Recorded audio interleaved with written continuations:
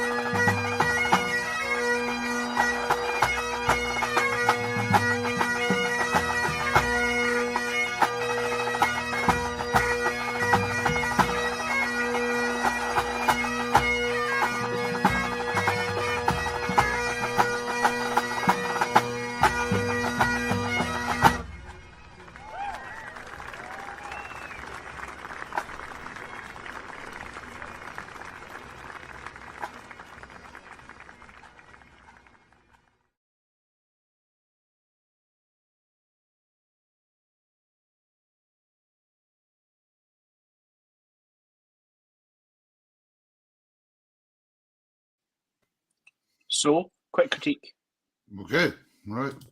Absolutely fantastic. Plus points.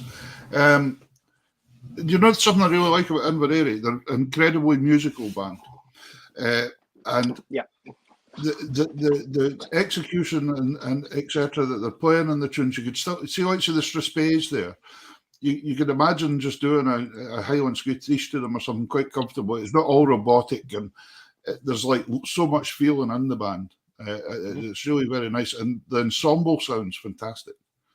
Yes. The ensemble sounds brilliant. They are playing as a band. That's not a bunch of drummers and a bunch of pipers. That's worked on together, and great sound. Obviously, you can talk about it all day, and what about chanters and drones and things, but I think the musicality in the band is the thing that wins people over. You just think, wow. Well, that's fantastic. That is just what they're looking for. They got first for drumming, first for ensemble, but they got second. They got second for piping after field marshal. Right, but I see why they got first for ensemble, etc. Because it's smashing. Yeah. Really nice. And see the old fellow walking about there with the camera. What was he up to? That was he trying to take photos of folk that were supposed to be at work or something? Probably job seekers. You're supposed to be. Yeah, excellent. No, all the best to these guys. Great players. Yeah, very much great institution. So, and congratulations to all the other prize winners as well, because I think Field Marshal were second and St. Lawrence O'Toole were third. Then Fife Police were fourth.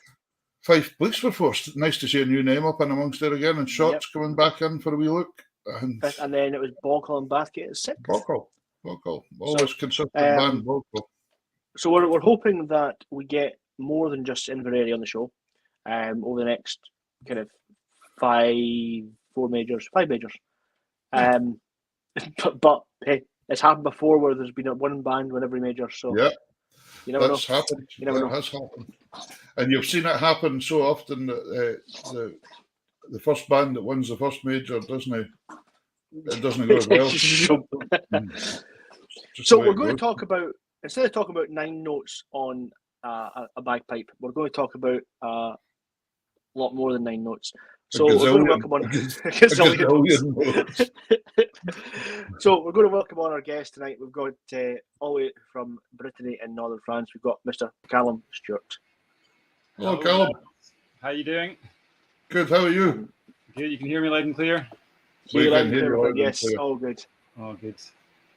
I tell you, you could have put your camera down just a wee bit. It's just that your name. It's okay. David sorted it as well. It's taking your name off a minute. Your name was obscuring you. Yeah. Oh. Don't want that to happen. There we go. Thank you very much for joining us tonight. And you're in Brittany in northern France. That's right. Yeah, I spend a good part of my year here. This is kind of my kind of main base at the moment. Anyway, it has been for quite a few years. But back home to Scotland as much as I can. And since the end of travel restrictions and things like that, I've been over quite a lot in the last sort of 6 months or so. It's just been fantastic. What made you? What led you to France? What led you to? Well, I knew Brittany in particular. France is a huge country, as you know, but Brittany in particular, I was always aware of Brittany as a young boy. We always had quite a varied catalogue of traditional music in the house. Always had like local fiddle music and pipe bands, I suppose, nearby. Used to go to facias quite a lot when I was a kid, and then Irish music and also Breton music as well. So I always kind of had it in. The sounds were already there, and then family holidays and things like that. It was just a place which it was a kind of a foreign place, but not that foreign. You know what I mean? It's kind of like a second. Well, now it's become a kind of second home, if you like. But at the time, it was always somewhere a wee bit exotic, but not too far away. So. And all the kind of the Celtic links and things like that make it a lot closer to home than somewhere else. Because home, of course, was the Highlands of Scotland, wasn't it? Well, in particular, like Speyside, really. I suppose Speyside's not really Highlands, but it's just bordering on the Highlands, I suppose. Really. We've got I suppose you could say the uplands of Speyside leading onto Strathspey, you'd be getting up into the Highlands there. But Murrayshire, really, Murray, Speyside, that's where I'm from, a wee village called Garmouth, just on the banks of the River Spey, just before you get your feet wet in the sea. That's where Garmouth is. So how does a boy from Murray get on to playing the Irish uilleann pipes? Well, I get asked this question or similar questions pretty much every time I play in concert or meet other musicians, basically. And Davey, you could have come up with something a bit more original. The man's fed up telling people about this. No, that's not what I meant. I meant like given the reply, it never becomes boring, actually. So basically, when I was a young boy, I was lucky enough to be able to try lots of different instruments. You know, the fiddle, the recorder when I was very small, then like guitar, piano, penny whistle. Of course, the penny whistle was the only instrument that actually stuck. And the penny whistle for those pipers out there will know is quite similar fingering to the wooden flute. And then for any uilleann pipers out there, they'll know this as well, that the fingering on the whistle is very similar to the uilleann pipe fingering, with a few wee exceptions here and there. So as I said to you before, when I grew up in the house, we had quite an eclectic Celtic record collection. You know, my mum and dad were really into obviously Scottish music, you know, all the fiddle bands and all the kind of old records that you could get at the time, and also music from further afield, you know, like Shetland and Ireland and Cape Breton and things like that. So Breton music and Irish music was always kind of there. So the sound of the uilleann pipes, I had the sound of the uilleann pipes in my ears since I've been really quite young, and growing up in that household with the different musics and things like that, I never really sort of separated it in my mind. It was all just music. Do you know what I mean? Obviously, like the Cayleys and things like that, we'd be dancing Strip the Willows to jigs and like the Highland Scottishes and all that kind of stuff. So, but I never really saw or sort of realised that it was a big deal or it was anything special to play the uilleann pipes. Really, you know, when I got onto the uilleann pipes a wee bit older, it was just normal to play. Obviously, you can play Irish stuff on them, which is what's kind of the most would be the most common thing to play on them, but also like Scottish tunes and Strathspeys and stuff like that works great on those pipes. But it never really dawned on me that it was something unusual. It was the fingering was something I was used to on the whistle, and I just love the sound. Quite as simple as that. Yeah, don't blame you. So let's just jump into our first video for today. Look at that comment there. The fingering's easy, just don't discuss the reeds. James, good man. How you doing, James? Good. Thanks for your comment. Cheers, James. So we're going to go on with which I'm assuming is a Breton track, Chateau de Breton. So the video, which I think you're about to play, this is just a concert in the castle in Nantes, which was the capital of Brittany in the olden days, and is still culturally very much a Breton place. And this is our kind of live concert that was recorded there, and probably moments before it started absolutely throwing it down with rain. So you can probably see the dark clouds looming in the background. I think the music itself, I think, is possibly it'll be something from Tales from the North, my last album. The music itself is Scottish.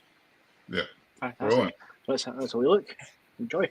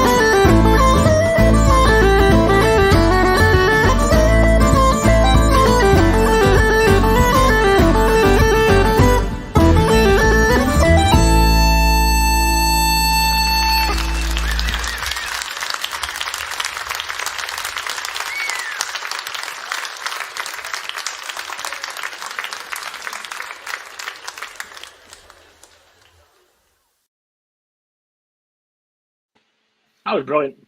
Great stuff. Brilliant. Yeah. Now, yeah, Gaster's Dream.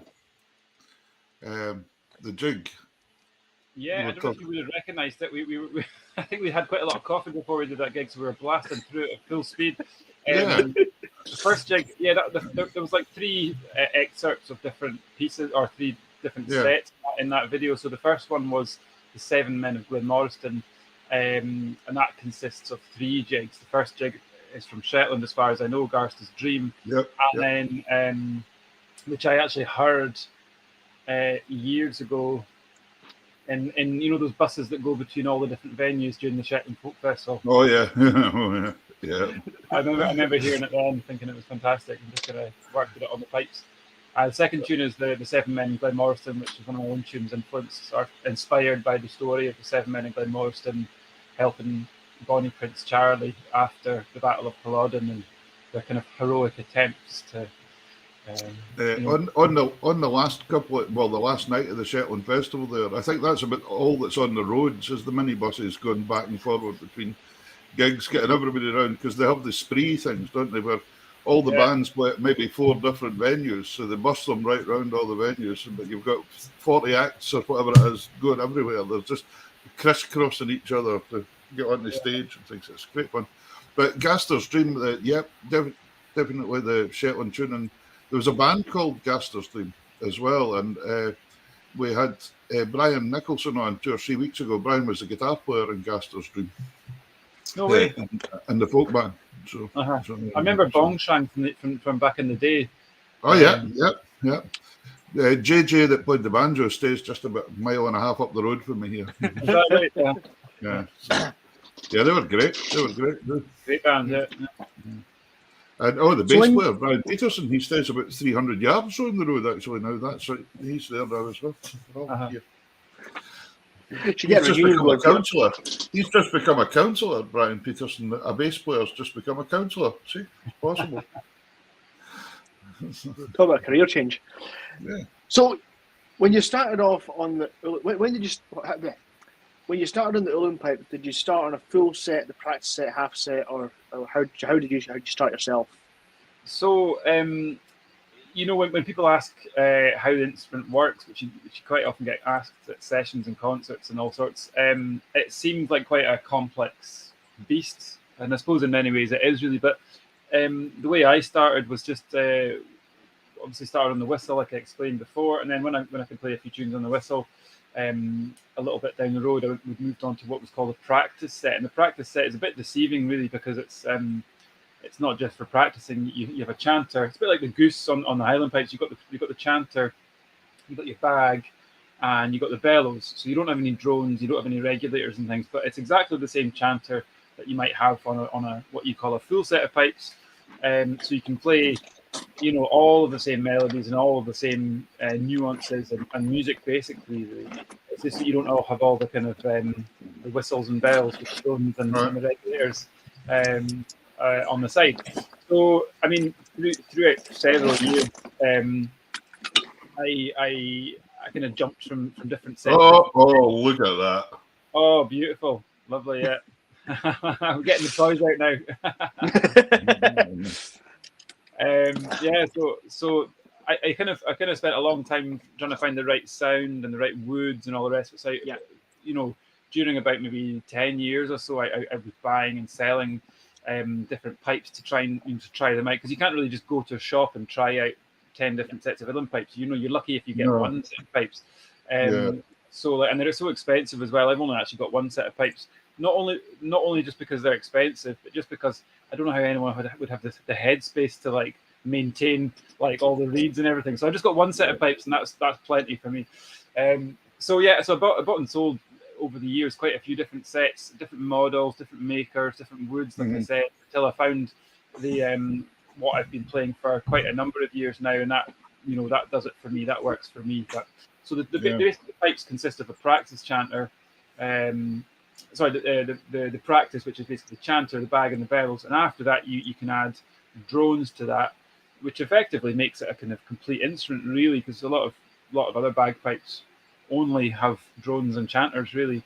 Yeah. And then so they call it a half set, it's quite deceiving really, because that's still quite a lot of sound you've got there.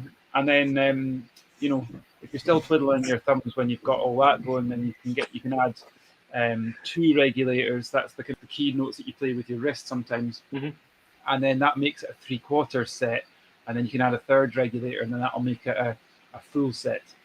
Wow, amazing. Just before I ask another question, folks, can you keep sharing? Please keep hitting the share button and send in any comments you want. That'll be fantastic. If you want to ask Calum anything, do so. That'd be really, really cool. And I was forgetting to do comments here for a wee while, but I'll catch up in a minute. It's all right. Sorry, what I was going to ask, Calum, where did you get tuition? How do you find tuition in Speyside on uilleann pipes? With great difficulty.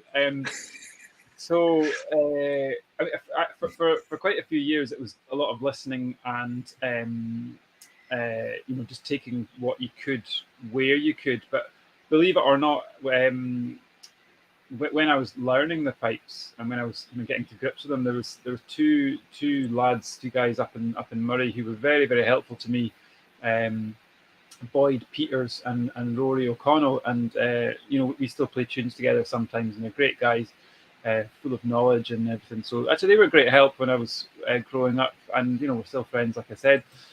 So, but I learned most of my piping from Belfast. Really, there's a really great piping scene in Belfast. I'd say for me personally, that's where it is. I love the style. I love the kind of craic and the way that they look at the music and think about the music, and they're just a very welcoming bunch of people in Belfast. So initially with a piper called uilleann, who has what you would perhaps call a kind of a tight or a kind of more percussive staccato style of playing, and then latterly with John McSherry, who's a great friend now and fantastic player. But yeah, I learned a lot from these 2 different players who actually have 2 pretty different styles, really, musically, but like the way they think about music and the way they approach it and stuff like that is probably not too dissimilar. Calum, can I ask? I'm going to put a comment up. Our audience are showing off here now, I think. Quite a knowledgeable lot. Look at that. Has Calum tried playing Breton cornemuse? No, I don't. I often get asked, that's a good question, Alan. I often get asked, have I ever played bagpipes, like Highland pipes? And as much as I love the Highland pipes and I love the music of the Highland pipes very, very much, I never have played it. In Fochabers, when I was, that's kind of the nearest large village to Garmouth, when I was a boy with my friend Craig Lamborn, we used to go to the pipe band there. You know, we did that for a couple of years. But I was doing snare drum, so I did the snare drum there. I never played Highland pipes. But there's loads of different Breton pipes. There's the Binucos, this tiny little bagpipe with the tiny wee chanter, and it's like an octave above the Highland pipes or something. And then the Breton Binu Bras, you know, like where they tune the drones. The drones aren't in B flat; they're tuned up to C. So instead of like instead of it being on the low B flat drone, same as the chanter, it's on the second note, the minor, and it's like I remember the first time I heard that it was in Lorient in the festival, and I thought like I don't know, it sounded like something which was coming from Mordor in like Lord of the Rings or something like that. I thought like the doors of hell had opened. It just sounded so like badass and like really. Just like really powerful, and so I was like, "What the hell is that?" You know. I love it. It's great. I mean, who would have thought like to kind of change the drone on a set of Highland pipes and make it their own? It's fantastic. So. It's just a bizarre how an instrument is simple. Chris has a question there. Chris was asking, will you be recording anything for Arcane Season 2? Chris Thornton, will you be recording anything for Arcane Season 2? What is Arcane? Ah, right, okay. Yeah. Don't worry. I'm not sure if I know what that is. I think it's a TV series. I don't think I don't know anything about season 1 yet, so. Yeah. So season 2. My music without me knowing. I love this wee comment. I love this comment here as well. Look at that one. Needing cheered up, my Ferrari broke down. I had to call to get it recovered. Dear oh dear. Wish I had a Ferrari. Oh well. Life's good. Life's good. Cool. Life must be good, yeah. We're having another track, Davey. We are, yeah. I was going to say that.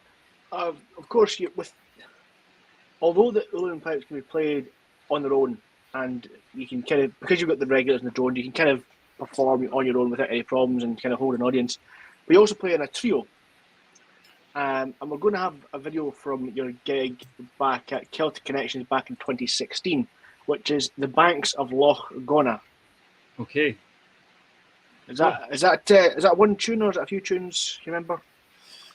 So I think this particular set is it starts off with a jig from, as far as I know, Loch Gona is in Cavan in Ireland. As far as I know.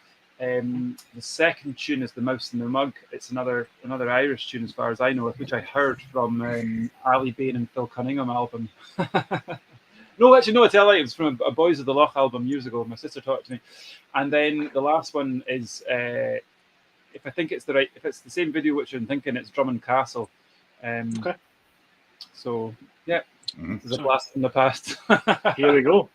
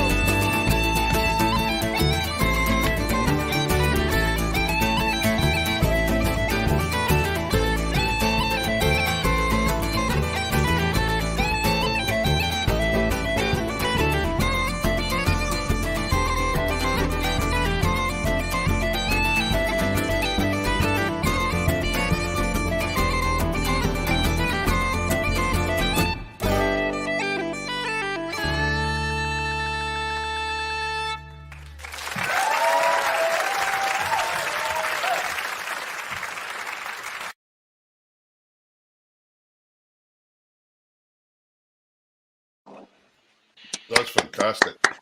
Driving. Driving, You ain't holding back. Driving, such a drive from the double bass as well. Yeah, I am a fan of double bass. Driving, but really controlled. Really good.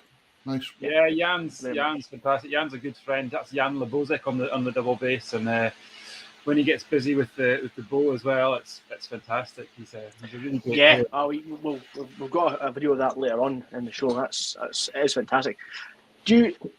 Have you managed to find yourself a group of musicians in Brittany that share the same sort of love for the kind of the Scottish and Irish stuff as you do? Yeah, so I mean, talking about Jan, for example, like I said, Jan's a good friend. I've known Jan for quite a long time now, and he's probably kind of the longest serving musician I've been playing with in Brittany anyway. Jan, in the same way that I grew up listening to obviously Scottish music and then I mentioned kind of record collection with my parents, he grew up in the same way in Brittany. So obviously he was going to Cayley. He's got Fesnos, the kind of the Breton Cayley, and his kind of initial experiences in traditional music would have been through Breton music, and then he had a large contact with Irish and Scottish music through his parents' record collection as well, and spent time over there. But so he's kind of come at it from a different side. I mean, he knows, he's very knowledgeable about Scottish and Irish music. It's he's very at ease with playing that, and often he comes up with really interesting chordal and accompanying ideas because he's coming from a different place as well, which is why I really love working with him, because he kind of brings a fresh sound to things. So do you play any other instruments yourself, or do you play just pipes?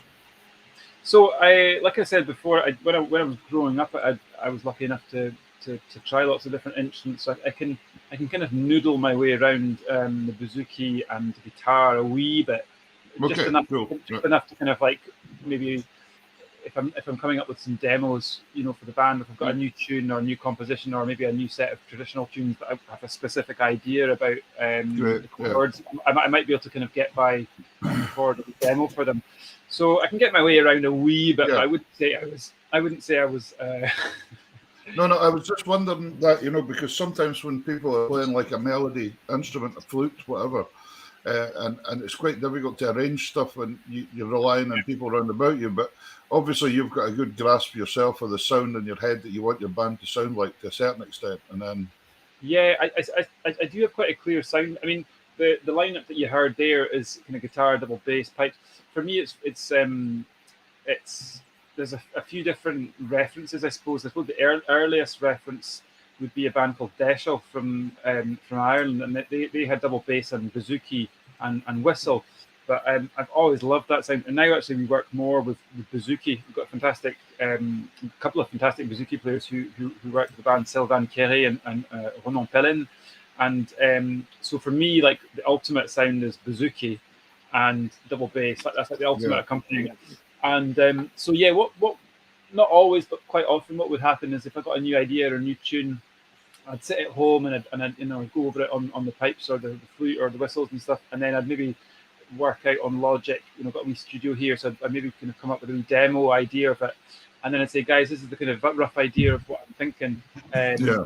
Feel free to make this your own. And so, like, the chordal ideas might be quite kind of primary, if you want, for want of a better word, and then the guys would kind of embellish on that, and they'd maybe do different versions of the chords, and they'd really play that well. But the basic kind of black and white part of it would sometimes be, I'd come up with that one myself, basically. That's good. I think that's really good, and it makes everything very original, and it is yours. Rather than sometimes some band players rely on everybody around about them just to come up with an arrangement for them, kind of stuff. Yeah, I mean, I've always wanted to be in a band. I think I spent quite a few years playing with a band called Man Run back in the day, and that was really good fun as well. I think I've never kind of particularly sought out to play or to kind of lead a band or to have my own band particularly. It's just sort of happened like that, really, by default. But I mean, I do have to add to what I said before. The guys add their own colours to the thing. So, like, if you were to listen to a finished product set from the band, and then versus the original demo ideas, you know, you'd hear the kind of the bricks of it, the bricks and mortar. Yeah. But I mean, the guys add like lovely colorations, and they make it really nice. So Yeah. To give them full credit. Great. That sounds good.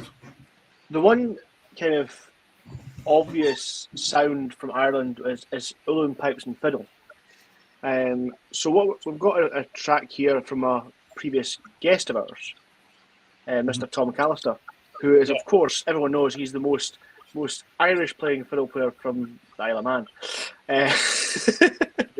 So we've got a set for yourself and Tom. Do you remember what you're playing in this, or do you want to talk about it afterwards? We can talk about it afterwards, for sure. Yeah. I'm sure it's great playing with Tom. Tom's a great guy, absolute gentleman. Yeah, I'm actually I'll see Tom tomorrow. We're recording in Donegal together. Tom's a very good friend of mine and he's a fantastic player. Just a great all round. Well, please send my regards. I remember one night in Glasgow ending up sharing a room with about 6 of us in a youth hostel in Glasgow somewhere. That was quite an entertaining night.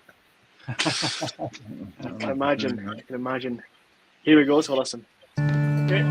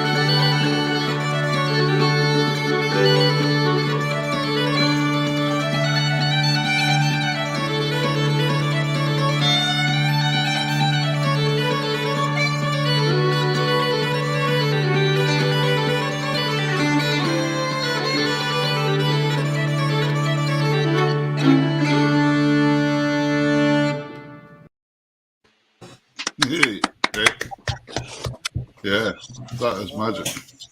That's really. I just watching that and I haven't seen that. Wasn't watched that video for a long time. I've got 3 really funny things to tell you about that video, which just came to mind just now. The first thing is that like Tom's a really big guy, like tall, very tall, and you know he's a big guy, and but in that video it looks ridiculous. Like Tom looks like he's a giant, and I look really small next to him. And the reason that is because of this perspective thing. Because like he's sitting slightly in front of me, and I'm sitting slightly behind, so that my drones and my pipe, the bass regulator can kind of fit behind him and all the rest of it. But the result is that he looks about a third bigger than me. And the second thing is that so I had this kind of a flat cap which I bought. We were on tour in Germany, and I kind of got into wearing flat caps for a while. I quite liked it, but this particular occasion, the reason I was wearing that flat cap was because we'd been on tour for quite a few weeks in Germany. It was doing a kind of Christmas show with called Angelo Kelly, and about halfway through the tour, we were all looking a bit shabby, you know, like long hair, and we hadn't been able to get our hair cut and all the rest of it. So we decided to like give each other haircuts. It was the Bowron player Luke Melvin, who's another good friend of mine, and I think he went a bit too far up the side, and in the end it was like, oh, this looks ridiculous, just weak it all off. So he just did the whole thing, but it was far too short. I ended up doing most of the tour wearing this flat cap. So when it came to lockdown haircuts, then you were practiced already then. Oh yeah. And then what was the third thing? Oh yeah, the third. So I mean, they fairly kind of like they fairly rock along. Those tunes are quite fast. But like we just got into drinking German coffee, which is extremely strong, and I think we'd had about 10 coffees that day. So the change between the jig and the reel is like rocket speed, basically. So we're all fired up on coffee, you know. So. Yeah, well, yeah. As mentioned today, you played with Angelo Kelly's band. That's. Tell us a bit about them and how you got involved. Well, so first of all, for anyone who doesn't know this phenomenon, if you like, really, it's very much kind of inspired or has kind of traditional, generally speaking, Celtic aesthetics in it, but it's fundamentally kind of pop music, really, I suppose you'd say, with a kind of flavour of Irish or Scottish stuff in it, I suppose. But I was contacted by Angelo quite a few years ago with regards to a Christmas show, which I always thought was a fantastic idea. I thought if ever I'm gonna do like something which is a bit like more mainstream or something, Christmas is the time to do it. Not purely for like a kind of commercial, not purely for commercial reasons, but more just I thought it would, you have a larger audience. It could touch more people. You can your music could go to like a larger audience, basically. So I already had in my idea. It'd be cool one day to do like a Christmas concert, and maybe not so many compositions and some trad stuff, but like really old like carols and old Christmas tunes, because there's a whole like and the old Yuletide tunes. There's loads of them, especially up in Shetland. There's loads of like this old repertoire, and I thought it'd be cool to put a show together with all this stuff, and carols, but with acoustic traditional instruments and all the rest of it. And then literally like around about the same time, a mutual friend of both of us, Angelo and me, got in touch saying that Angelo Kelly wants to suggest something to you, wants to get in touch with you and stuff. I didn't really know Angelo or any of his history and things before this, so but he got in touch, and he was basically had exactly the same idea, and so I thought, fantastic. And the more I knew about Angelo and got to know him and stuff like that, I realised that he's got a really big name in Germany, and he's got a really loyal fan base over there. And it was something that Angelo really wanted to do, to kind of introduce this fan base to more, for us and for a lot of Irish people, there's songs and tunes which they'll know extremely well. They're kind of bordering on sometimes.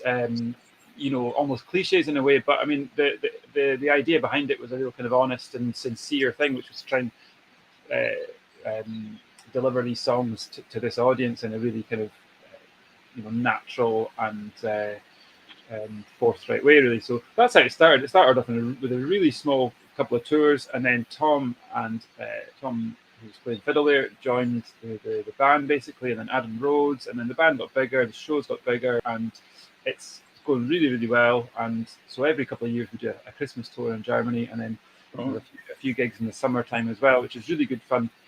And I always say to people as well, it's like a completely really different world to what I would do with my own band, which is in my mind anyway, be kind of more traditional. And even if there are a few tunes of my own in there, but it's quite often traditional. At least my head is thinking traditionally when we're playing. Whereas Angelo Kelly stuff is like it's pop, it's very much mainstream. It's a different world altogether. And to be honest with you, I love doing both of them. I think I love doing the traditional thing the most. I'd never not be able to do that, but it's really good fun doing the kind of the big stages, the pop stuff, and they're recording in albums and all this kind of stuff. It's great. It's a really good experience, and I like it as well. I've just had a quick. You can maybe tell me if I'm right here or not. 10 years ago, were you playing with Man Ran about that time?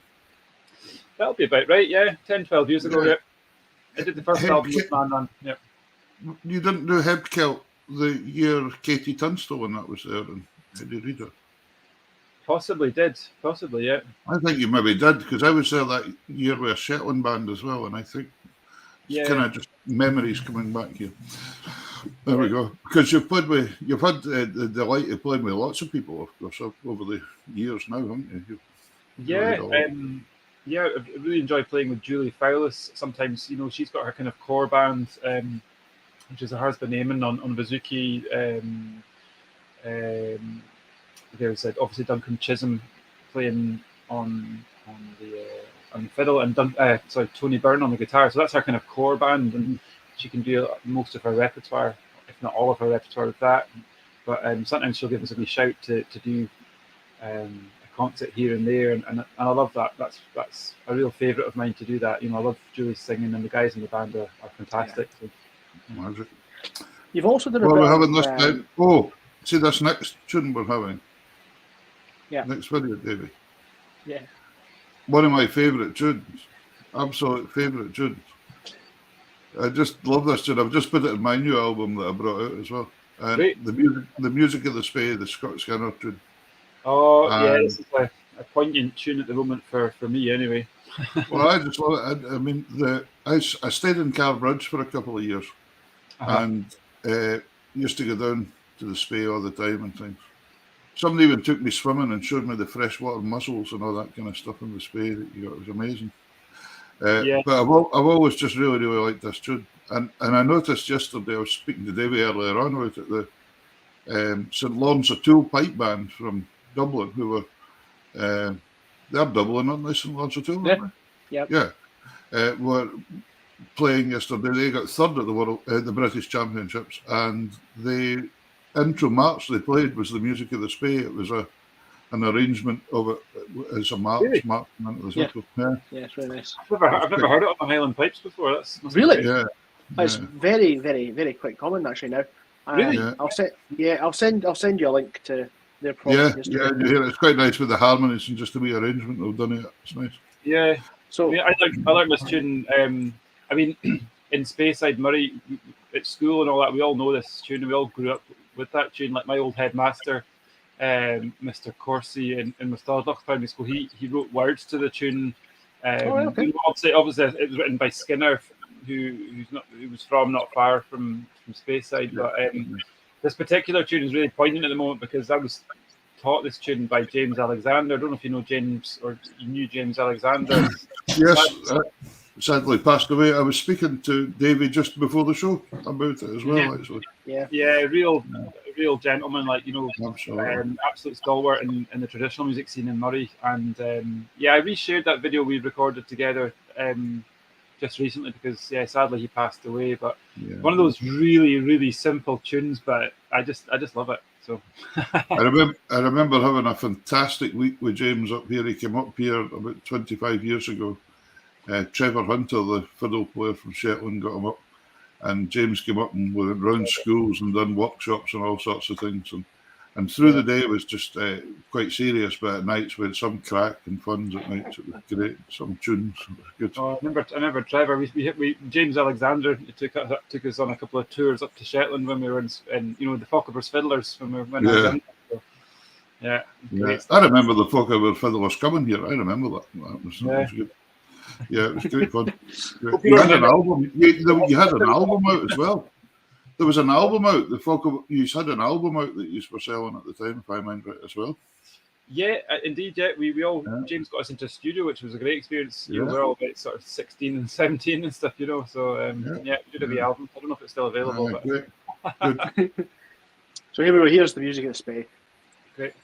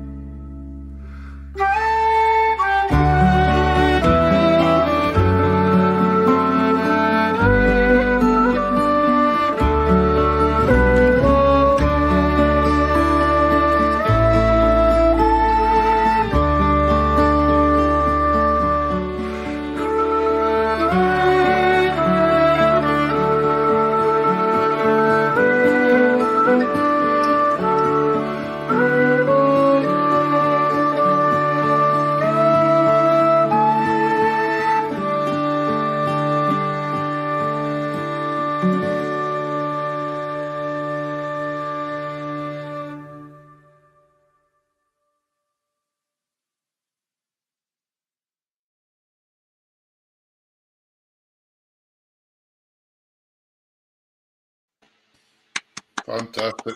Absolutely lovely. Lovely version. And a nice wee tribute to James there. Yeah. Fantastic. Yeah. Trevor now stays down nearer where you come from, of course. Trevor now stays in Inverness, I think. Right. Trevor Hunter, he moved down. He married Fiona Driver, the fiddle player from Orkney. Yeah. And they live down there now. Oh, great, man. There we go. So, obviously, you've seen on that video, on the previous video, you have albums available. Indeed. How many albums do you have now yourself? It's 2 yourself, isn't it? So working backwards, the last one's Tales from the North. Mm-hmm. Oh, look! There we go. As if by magic. Here's one I prepared earlier. That's just my pipes case there, so it just happens to be there. So that was back in 2018, I think, 2017, 2018. Prior to that, I did an album with a guitarist called Hiki Gugo. That was called Hunter's Moon. And then also around about that time, an album with Lauren McCall, fantastic Highland fiddler from the Black Isle, who you all know, I'm sure. And then prior to that, I think possibly an album which is no longer available, because when I look back at it now, it's a bit like a demo in a way. So I'm a bit reluctant to re-release it, but it was my first solo album called Earlywood. So there we go. And then I suppose around about that time would have been the first Man Run album as well. That was good fun working on that with Gary Innes and with Ewan and Ross and all the guys in the band. So that's fantastic. Yeah, go on, Davey. Sorry. No, you can take it, Peter. It's fine. No, I was being very quick, just saying when you mentioned Gary Innes there, we were driving down the road tonight, and he was on with Take the Floor or something like that. And my wee boy in the back says, "That man does go on a bit, doesn't he?"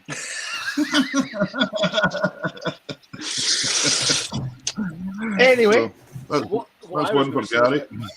What I was going to say was a bit more interesting.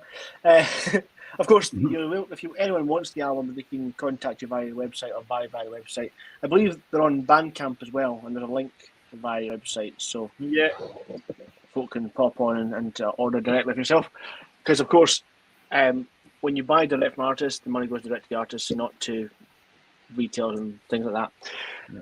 And Davey, yes, they're allowed to buy more than one at a time as well, aren't they? They can buy a box if they want.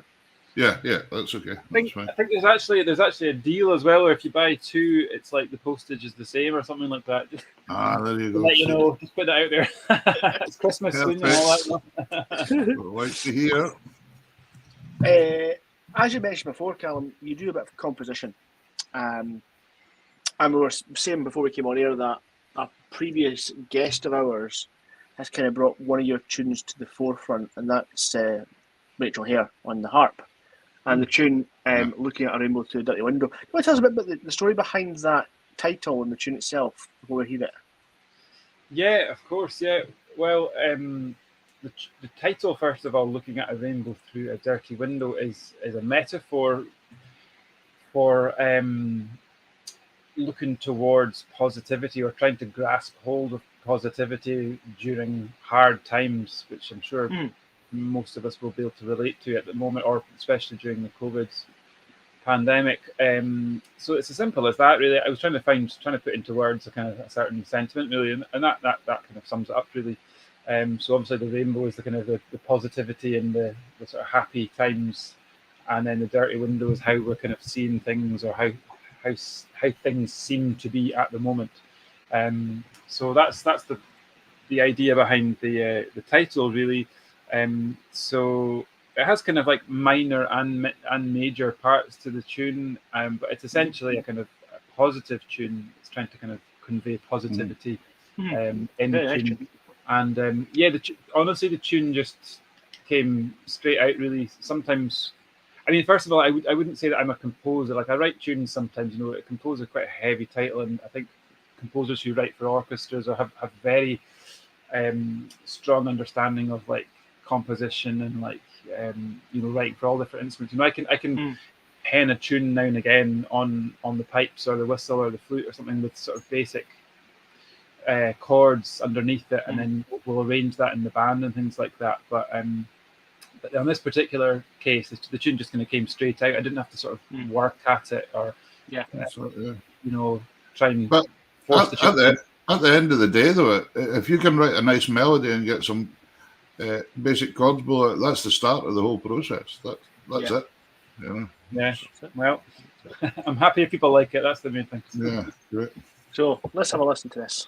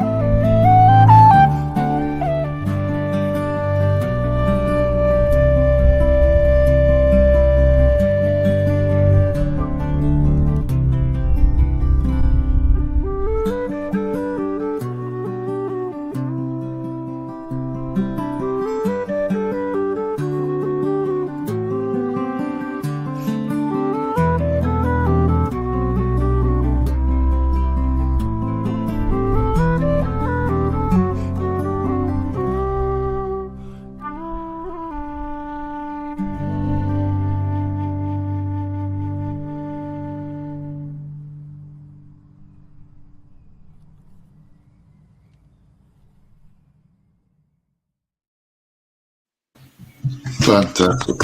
That was lovely. Lovely. Really was. I did rather panic there, Calum, when you disappeared at the bottom there and then came back.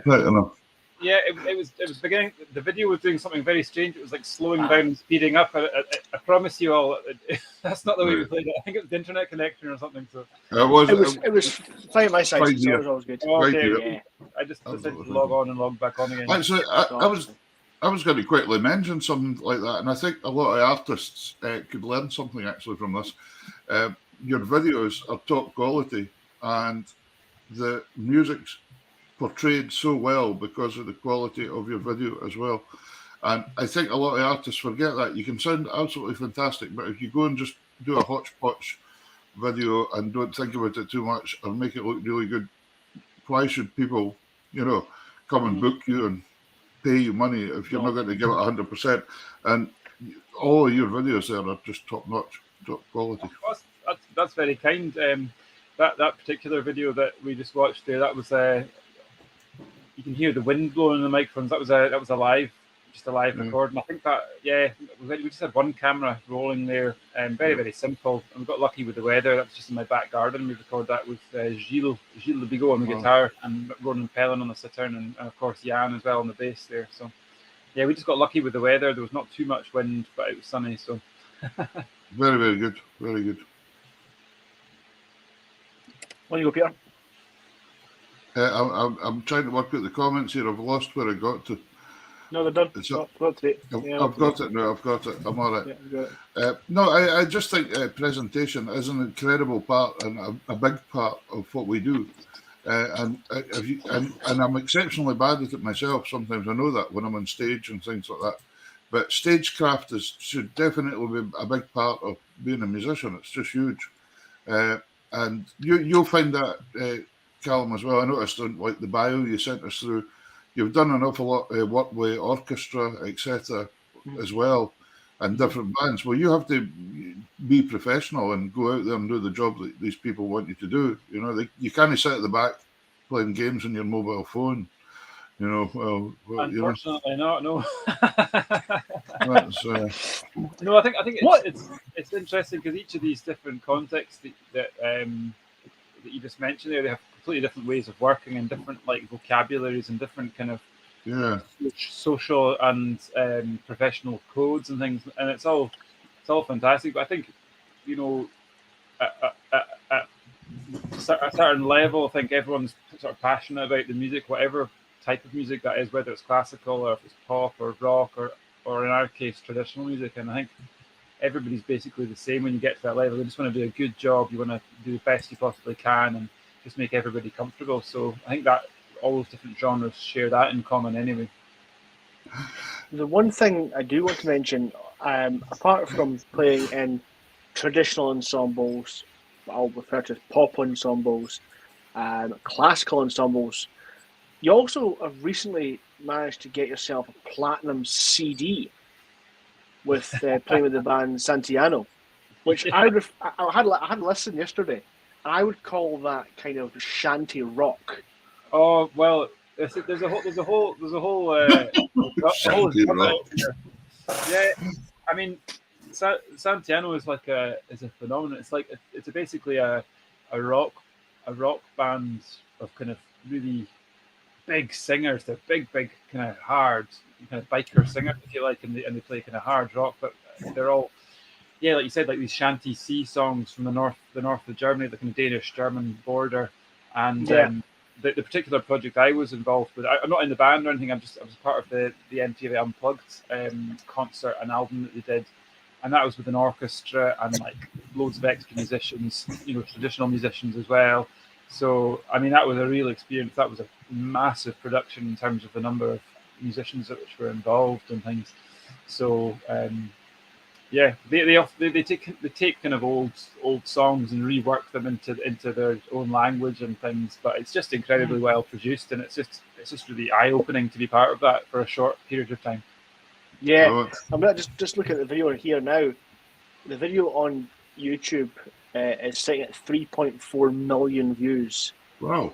And of course, then also a platinum CD from the MTV Unplugged, which is no mean feat, to say the least, especially for a traditional musician or traditional instrument, anyway.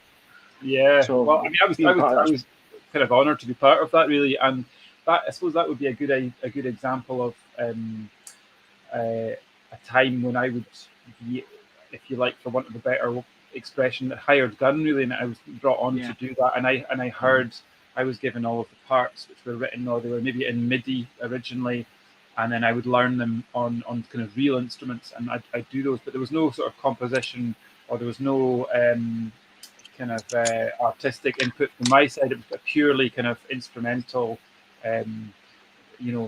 performance side of the music. Davey, Davey, you know something, Davey?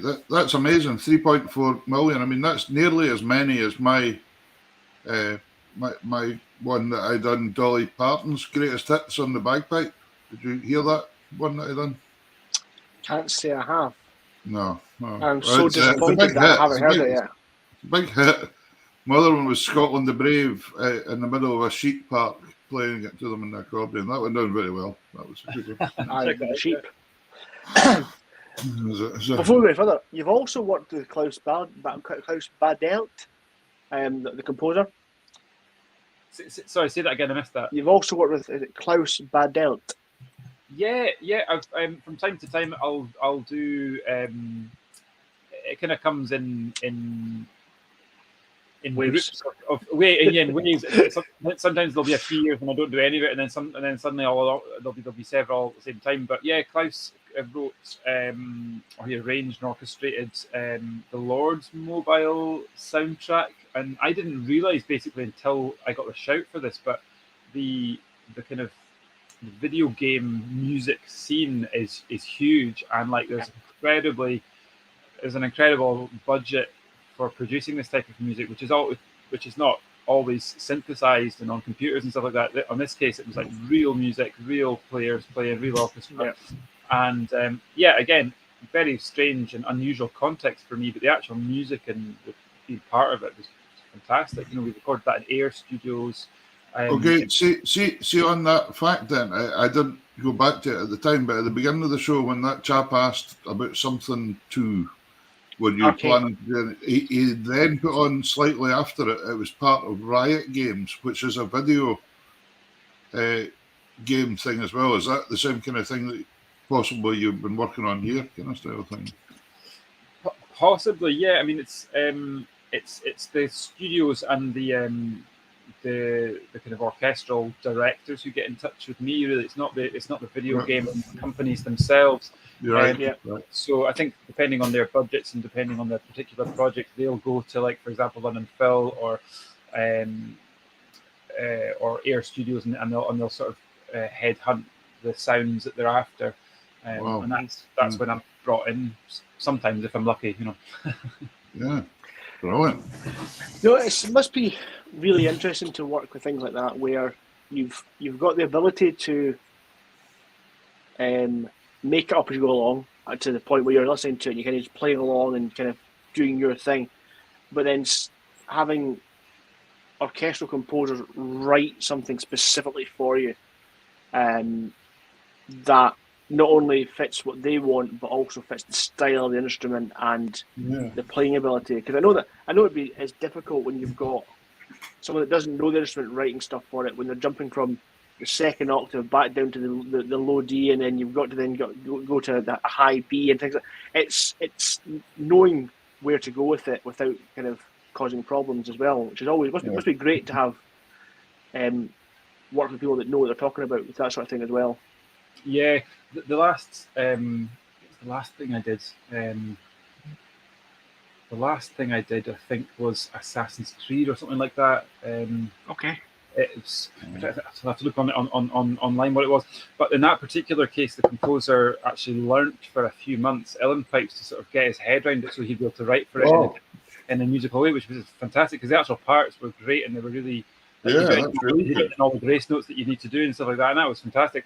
It's not always like that. Sometimes sometimes the music will be in completely improbable keys with uilleann pipes, or it'll be like you're saying, it'll be jumping up and down all over the place. And I think then it's like you have to have a kind of a little discussion with the composer, if you possibly can, to sort of explain how the instrument works, what you can and can't do. I suppose my job is to be as flexible and to be as kind of technically open as possible. But every instrument has its limitations as well. So Did you only play a concert D set? Yeah, so I mean, for a number of years, I was playing a whole bunch of different chanters. I'd have like my set would be in D. That's what you, for those of you who don't know, that would be the kind of concert pitch set.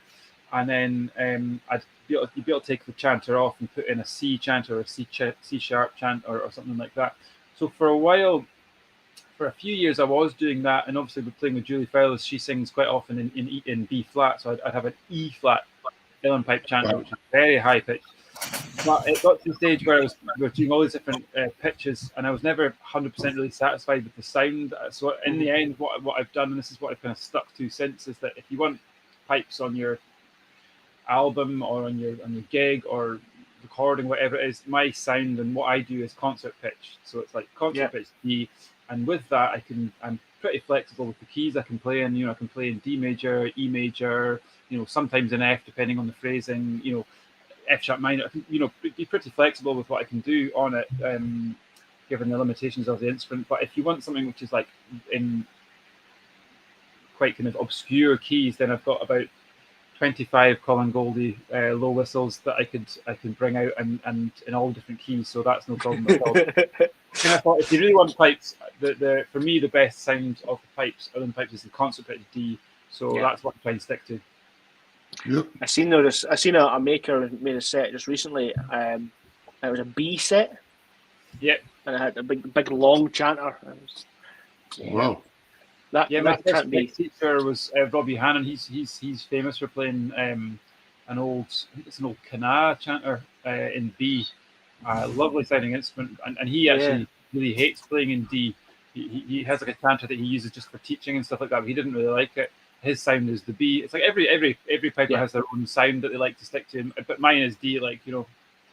Yeah. I had a set of shuttle pipes at one point in time, Pat Shaw shuttle pipes, and they were a D chanter, and I found it very difficult to play because the chanter was incredibly small. Yeah, so small.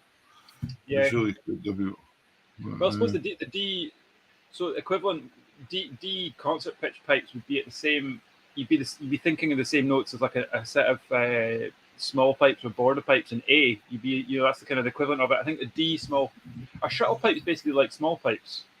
They are, yeah. The shuttle pipes are single drone. It's usually based on a slide mechanism. Right. For tuning. Six-fingered note would be in that case would have been a D. Is that right? Yeah. Yeah. So it'd be a high D.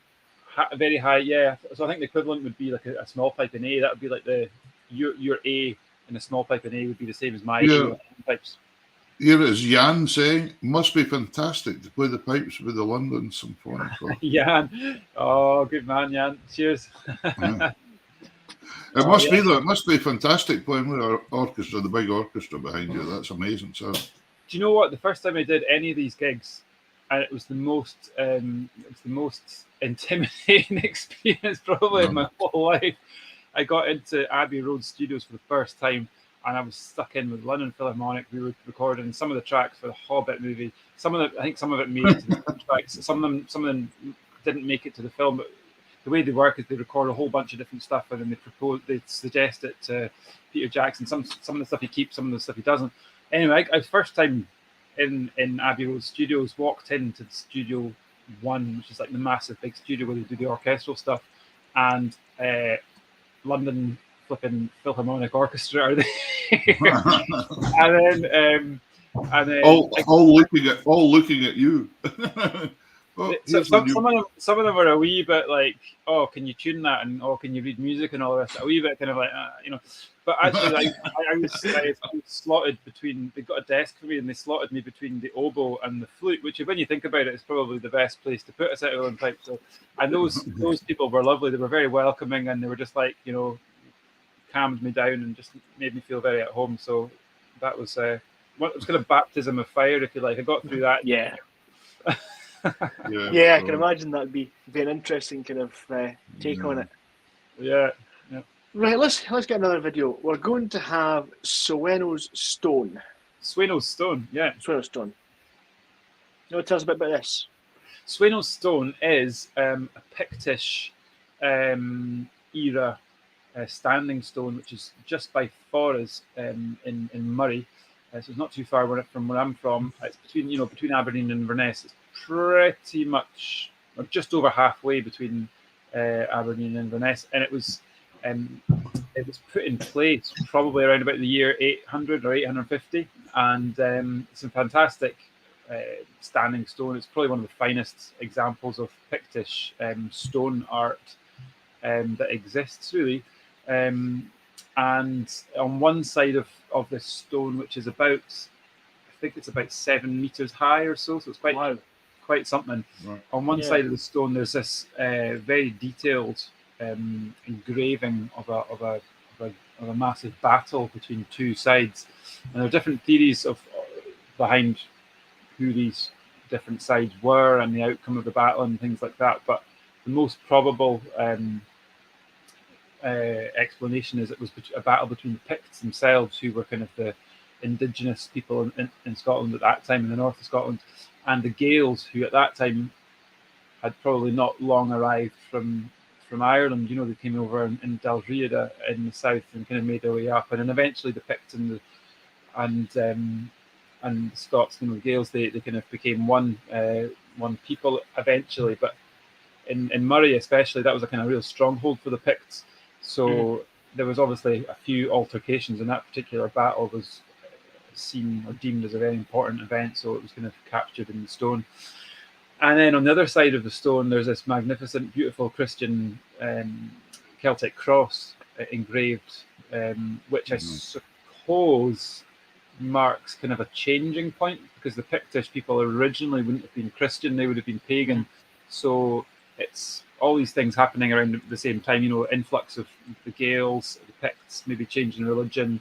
It's just a really cool stone. If you ever get a chance to see it, stop on by. Yeah, brilliant, yeah. Here we go, let's listen.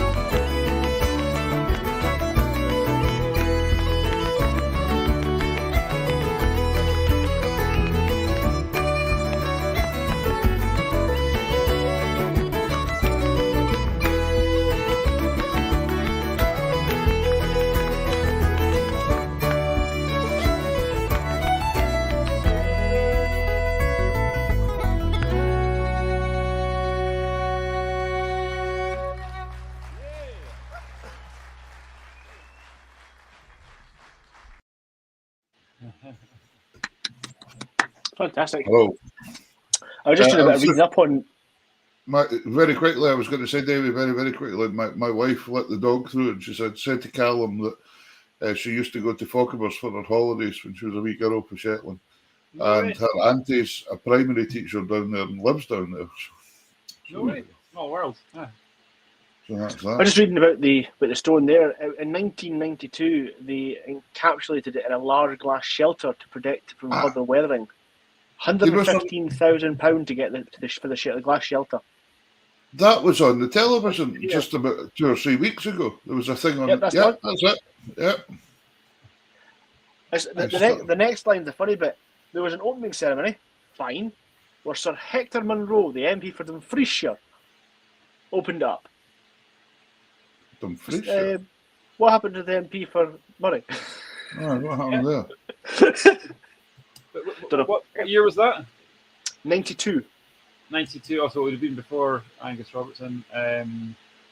Not sure. Bizarre.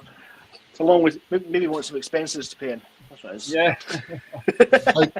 I did see that on the television. I can't remember what it was that they went and visited it. One of these. It was like a walk round Scotland or something like that. Yeah. So we've come to probably the end point of tonight's show. It's been fantastic having you on, Calum. Guys, you did mention, absolute pleasure. You did mention that you're obviously going off to Ireland tomorrow to record. So is that for somebody else, or is that for an album, a band album, or what's that for? No, that's not. I'm not kind of hired gun for that.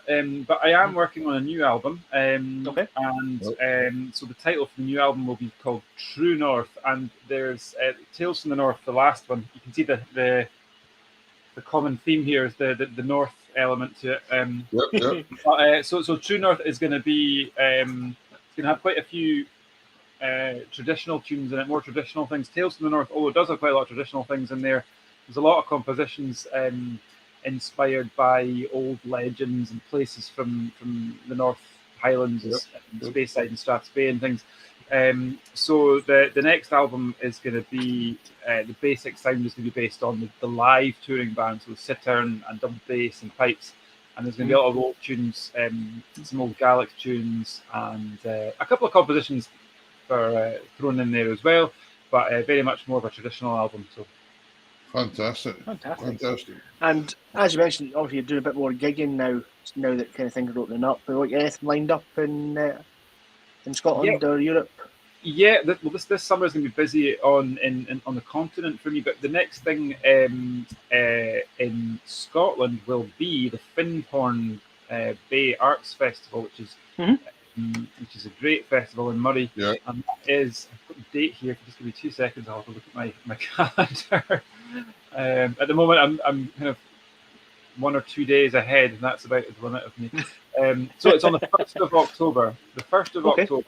It's a Saturday, and we'll be in Findhorn for the Findhorn Bay Arts Festival, and I'll be there with my band, and we'll be doing music from Tales from the North, the last album, and most probably music from the new album as well. If all things go well. Yeah. Right.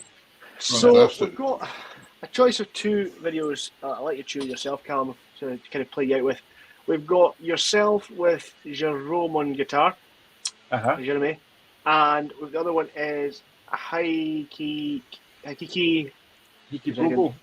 That's the one, yeah. So that's the Lasses of Stewarton, or we've got Don McLean and Lewis. So what would you like to go out with? Wow, well, that's a hard one. Well,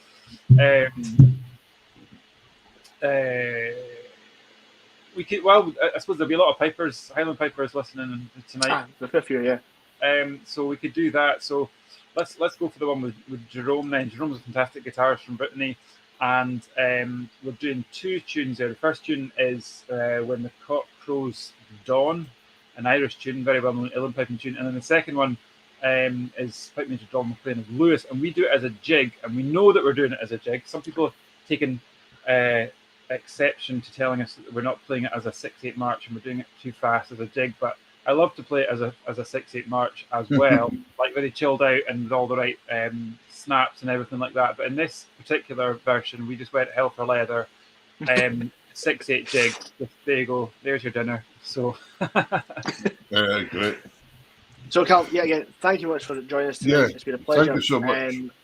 And if anyone wants to find out more about Calum or to buy albums, go to the website at the bottom, calum-stewart.com, and I think we'd be more than happy to send you copies for an exchange of cash.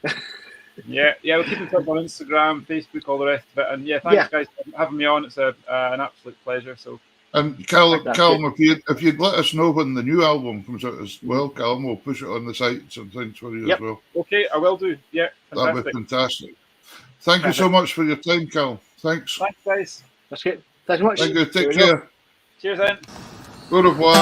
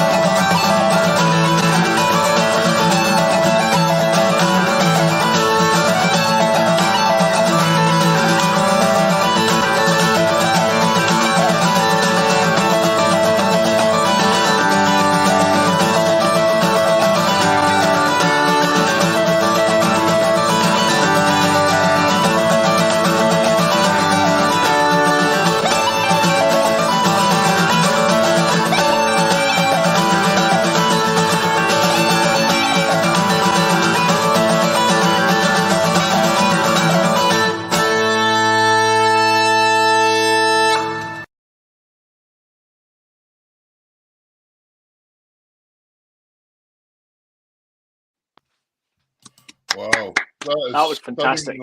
Stunningly good, isn't it? It's definitely more up tempo than you'd get in a pipe band. However, I think I have succumbed to playing that tempo in a session before. Maybe the Gurkhas, maybe.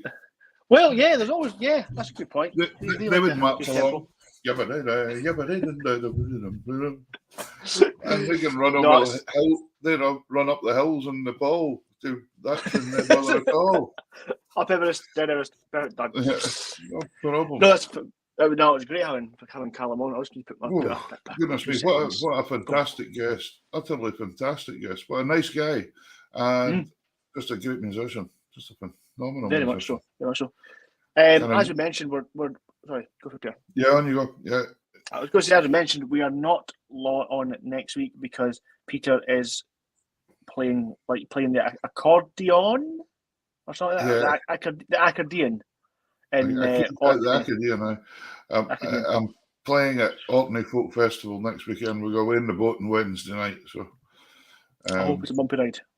Looking forward to it. We're going to have a great fun down there as well. So the next show will be the 5th of June. I've just checked. Yes. I've just checked the diary, and what do the 5th, 12th, and 19th of June have in common? What do the 12th and the 19th of June have in common? 5th, 12th, and 19th of June have in common. They're all Sundays. I don't know.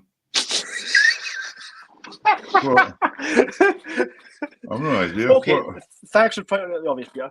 Well, for the next 3 weeks when we come back, every weekend is a piper and a fiddler. All right, okay, right. Because there was a wee while there it was a piper and a fiddle and an accordionist. Yeah. For a wee while.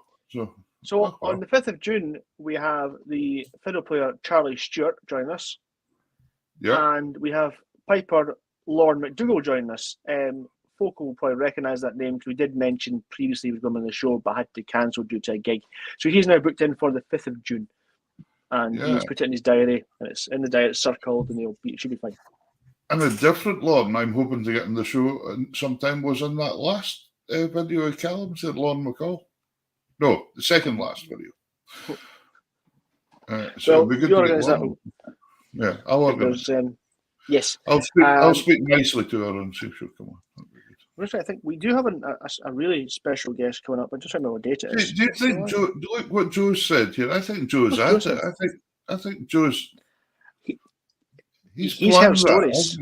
He's planned that. Derek Owen says we've surpassed ourselves tonight. There we go.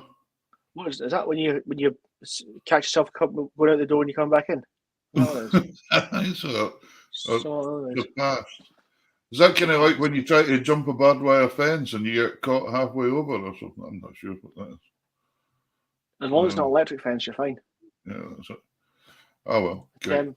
Thanks, Derek. Derek says it was a great show. Yeah, I've thoroughly enjoyed tonight as well, Derek. Yeah, it's really good. Really good.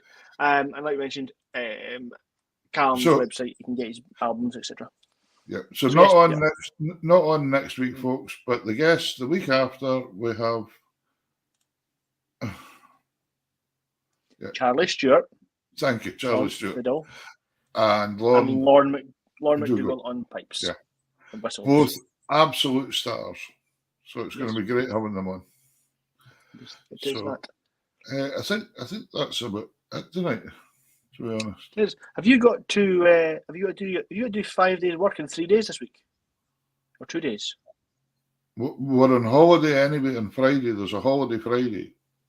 And I've taken unpaid leave for a How noble of you. That's it, you see. But there we go. Yeah, good. So, David, you enjoy my pal David sent a wee plug for Peter's CD. It's excellent. Thank you. I sent him one. Yeah, somewhere. I don't know what I've done with it. Oh, by chance. It is. My new CD is out. 20 tracks for £10 plus post and packing. There you go. And even a bonny photo of me in the front. That'll keep the kids in the fire? Keep the kids for the fire, or if placed very conveniently in your door at the window, it keeps travelling salespeople away as well. The funny thing is, I forgot to mention, but you did have your car broken into with your accordion not long ago. I did. It was bad. What was really annoying is they left 3 other ones there for you as well. I know.